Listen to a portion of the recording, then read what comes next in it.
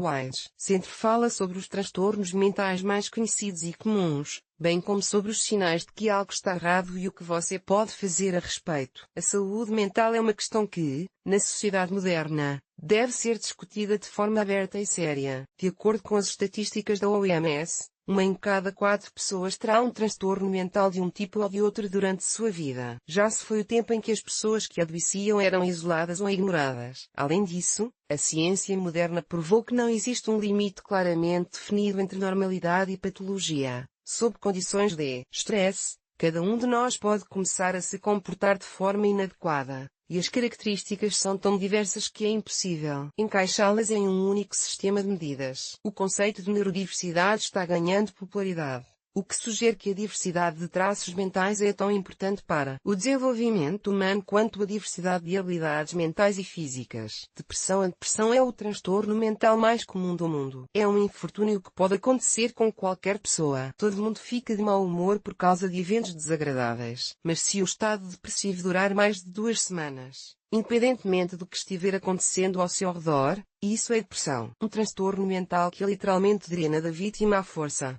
a energia e a capacidade de aproveitar a vida. A depressão pode ser uma reação a eventos trágicos ou pode ser um distúrbio inato da química do cérebro. No último caso, ela começa sem nenhuma causa externa, passa e retorna várias vezes. A gravidade e a duração dessas recessões variam muito, de algumas semanas de apatia a meses de reclusão, quando não há forças nem para sair da cama e tomar banho. A depressão aumenta muitas vezes o risco de suicídio. É importante entender que, durante um ataque, a percepção do paciente é distorcida e situações comuns, como desistir ou terminar um relacionamento, podem parecer sem esperança. Os antidepressivos são prescritos para equilibrar o desequilíbrio dos neurotransmissores no cérebro. Ao contrário dos mitos, eles não causam euforia e não levam à dependência. Na maioria dos casos, tomar 1 ou 2 doses é suficiente para superar uma crise. Entretanto, no caso de doença grave, transtorno depressivo recorrente, você terá de tomá-los por anos. Transtornos de ansiedade. Os transtornos de ansiedade também são muito comuns.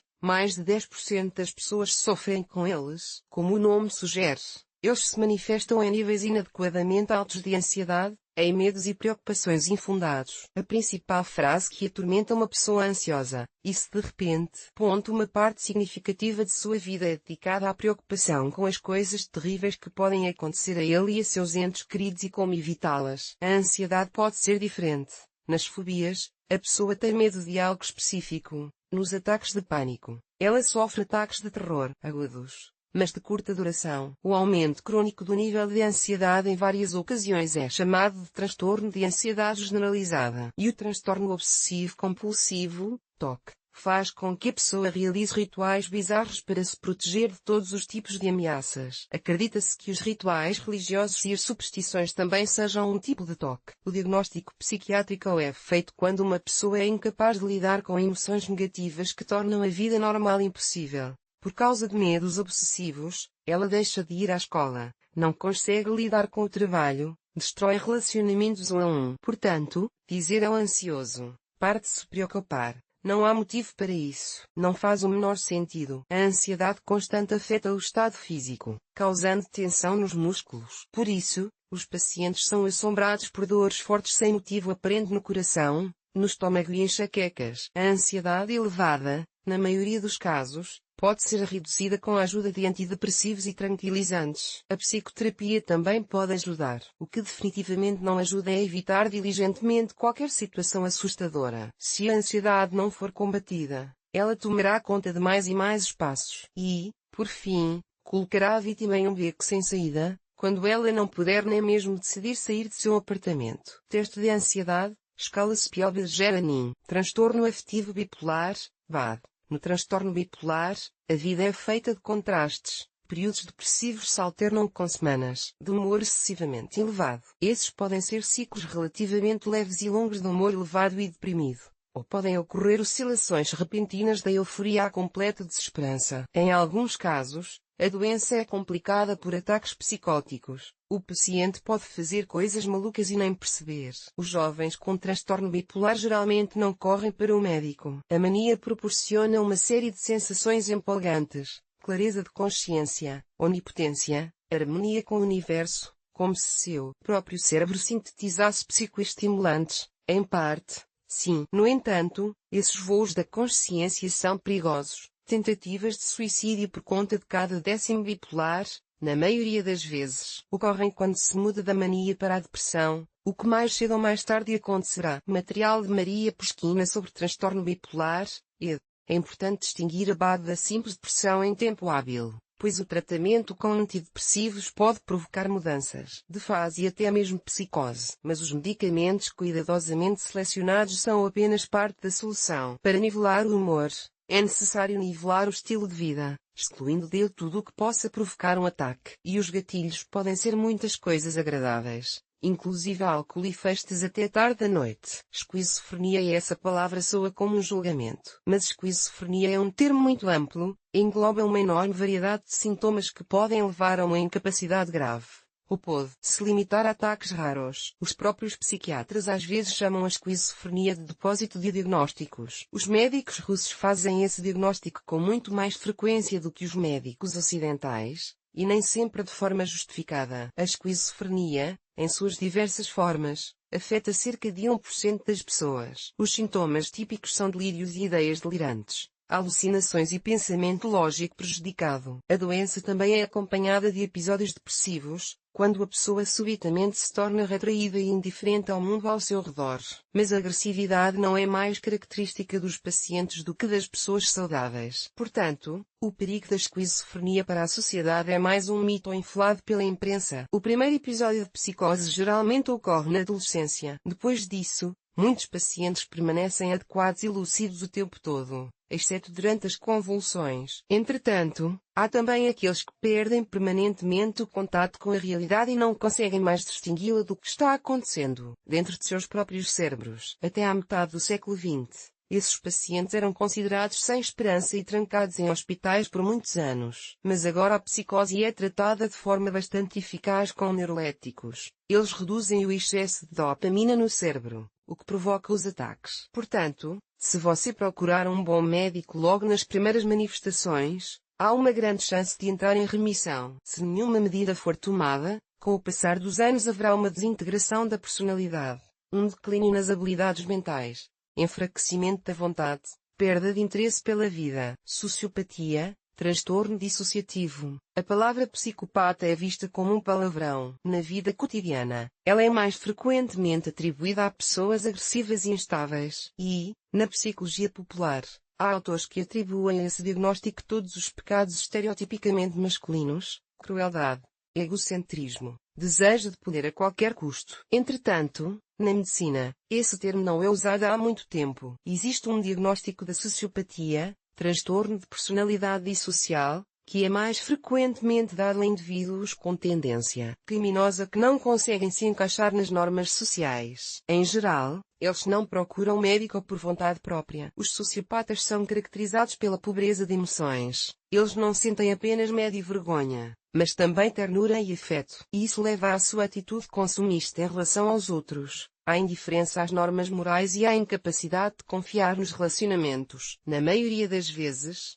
essas pessoas têm um histórico familiar pesado, violência sofrida na infância, pais disfuncionais. Mas também há fatores genéticos, bem como casos em que os sociopatas crescem em boas famílias. Suas diferenças foram encontradas no nível da estrutura cerebral. Os sociopatas têm áreas menos desenvolvidas responsáveis pelo autocontrole e pelas emoções negativas. Acredita-se que eles têm um alto no limiar da excitabilidade e, portanto, buscam o prazer com força redobrada. O sistema de reeducação de jovens sociopatas, praticado nos EUA, baseia-se nessa peculiaridade. É um sistema complexo de recompensas e promoções na hierarquia para cada ação correta. Obviamente, os centros de detenção tradicionais, que enfatizam a punição, não contribuem de forma alguma para a sua correção. Tudo isso não significa que a sociopatia seja um caminho direto para o crime. Qualidades como destemor, agressividade e perseverança podem ser usadas para o bem. Com inteligência e motivação, os sociopatas podem ter boas carreiras. Se políticos e líderes militares famosos eram sociopatas,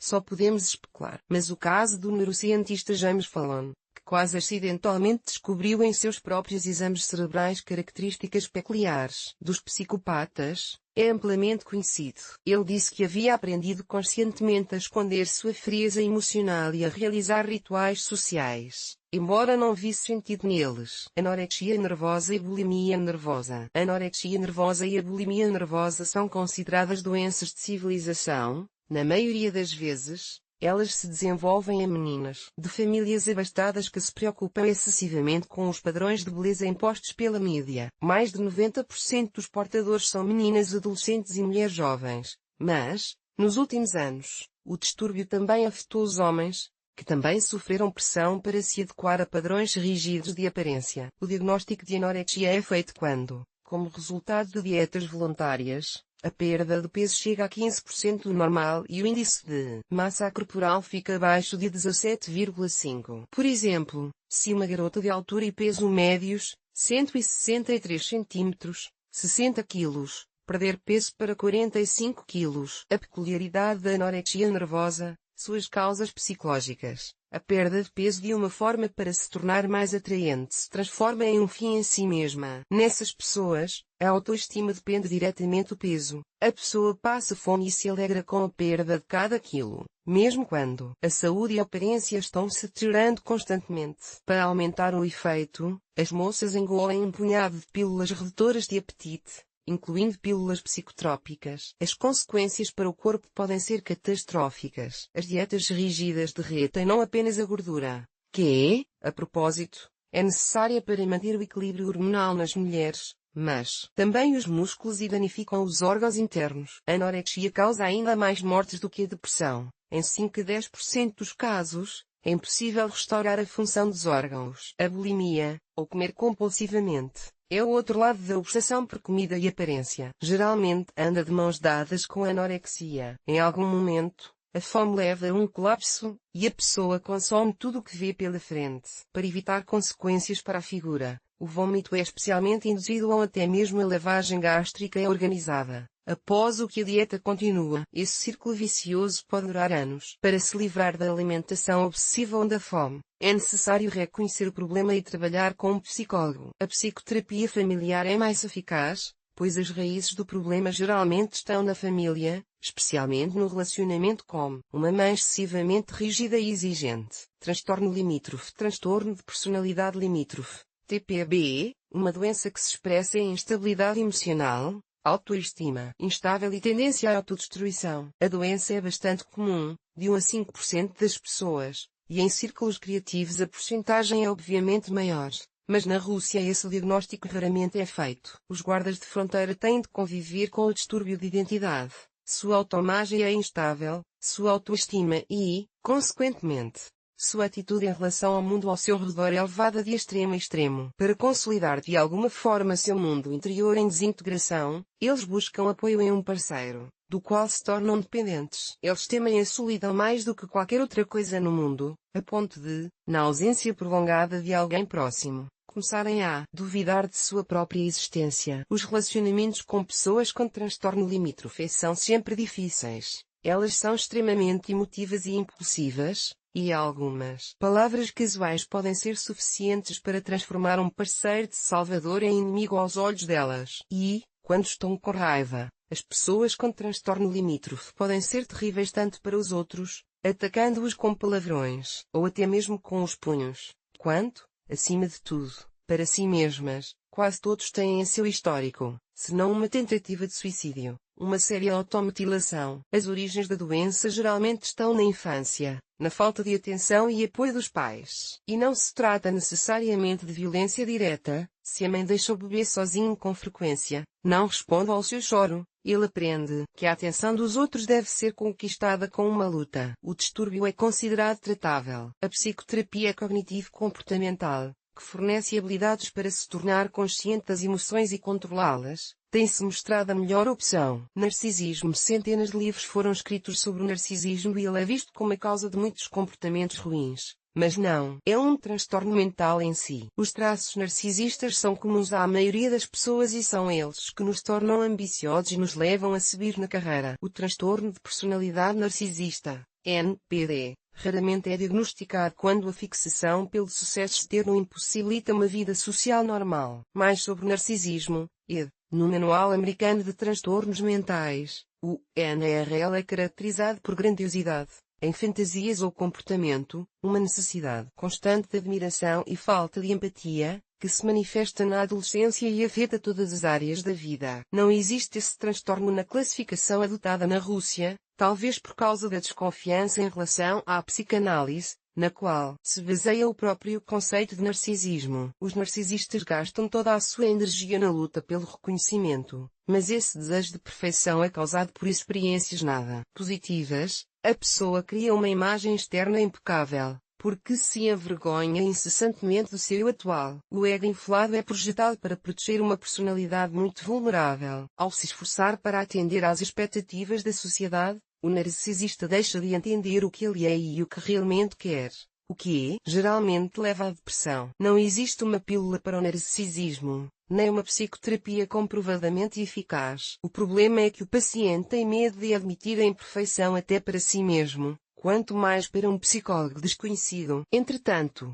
uma pessoa pode se esforçar conscientemente para valorizar os sentimentos dos entes queridos e não aumentar sua autoestima às custas deles. TDA. O transtorno de déficit de atenção e hiperatividade, TDA, é cada vez mais comum nas escolas, afeta até 10% das crianças e dificulta muito o processo de aprendizagem. Essas crianças são barulhentas, impulsivas, desobedientes, não conseguem se concentrar nas tarefas e sentar-se calmamente à mesa. Os critérios para o TDA são bastante vagos, por isso ele é chamado de síndrome, não de uma doença completa. Muitas vezes, o TDA é descartado como uma inquietação infantil normal ou falta de educação. Durante muito tempo, acreditou-se, e na Rússia ainda se acredita, que esses são sintomas infantis que se atenuam com a idade. Entretanto, em cerca de metade dos casos, eles ainda persistem. Esses adultos são considerados distraídos e irresponsáveis, mas sua condição não depende da força de vontade.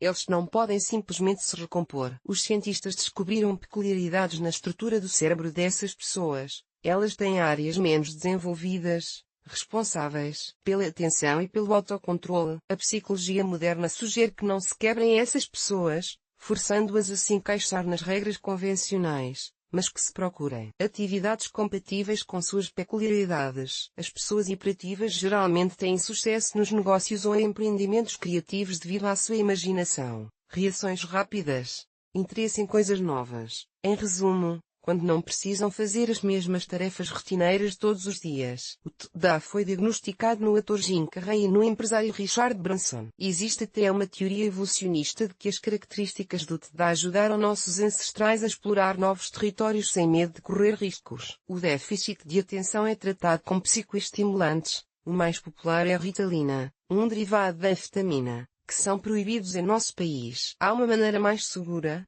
porém lenta e demorada, a terapia cognitivo-comportamental, ou seja, o treinamento de habilidades de atenção e autocontrole. Transtornos do espectro do autismo, TEA. O autismo é um transtorno do desenvolvimento que se manifesta na primeira infância e persiste por toda a vida. Ele se manifesta por meio de dificuldades de comunicação, comportamento estereotipado e padrões de pensamento. As crianças com autismo têm uma estrutura cerebral diferente, com mais células nervosas, mas menos condições longas que lhes permitem resumir informações de diferentes fontes. A referência mais comum a pessoas autistas é a síndrome de Asperger, o chamado autismo de alto funcionamento, no qual a inteligência e a capacidade de se adaptar de forma independente na sociedade são preservadas. A imagem de um gênio técnico antissocial como Alan Turing é amplamente retratada pela indústria cinematográfica. Mas esses são apenas uma fração dos casos de autismo. Na maioria deles, pelo contrário, as habilidades mentais são reduzidas e essas crianças não conseguem dominar totalmente o currículo escolar e as normas da vida em sociedade. A primeira coisa que chama a atenção em pessoas com autismo de qualquer idade é a dificuldade de comunicação. Elas não leem as emoções e os sinais não verbais do interlocutor, não sentem o contexto e, portanto, a comunicação informal lhes é oferecida com grande dificuldade. Seus cérebros estão sintonizados para perceber detalhes, mas não conseguem captar o todo, e eles se perdem rapidamente em situações desconhecidas. Elas são hipersensíveis e não toleram sons agudos e toques inesperados. O mundo ao seu redor é caótico demais para essas pessoas e, Para se protegerem, elas usam seus próprios rituais e tentam seguir as regras da forma mais rigorosa possível. As esquisitices das pessoas com síndrome de Asperger podem se transformar em vantagens, especialmente na sociedade digital atual. Elas seguirão as regras cuidadosamente, não mentirão nem trapacearão, porque não podem, mas ficarão felizes em entender esquemas complexos sem se distrair com a conversa na sala de fumantes. Não é de se admirar que traços autistas sejam bastante comuns entre os funcionários de TI, e que Sheldon Cooper, da série TV Bang Theory, seja seu herói não oficial.